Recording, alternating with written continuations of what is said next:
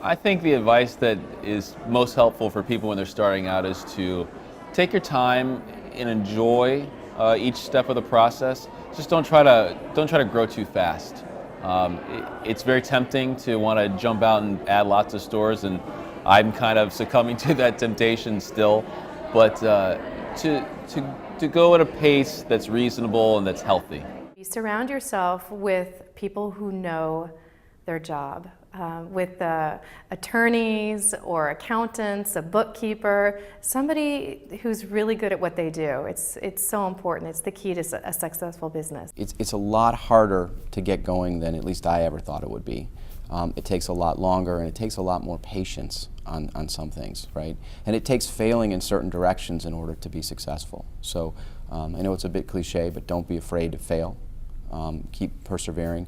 And I think the thing that puts it all together for me and say, hey, if you're going to be an entrepreneur and you really want to be doing what you love, is you really got to be passionate about what you're doing. I wish I'd have known a little bit more about the whole sort of finance and accounting side of the business, how to structure the ownership of your company and how to monitor the profitability of it in real time.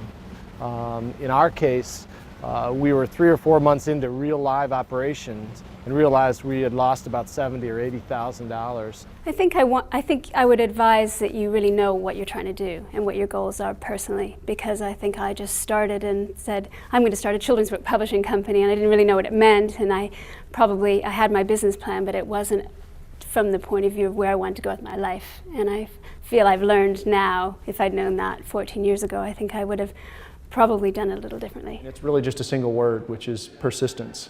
Once you decide to take that leap, you enter a whole new world where you have to be very, very comfortable with risk. And in order to be able to persevere in that, you've got to just keep going after your goal, no matter how dire things may seem.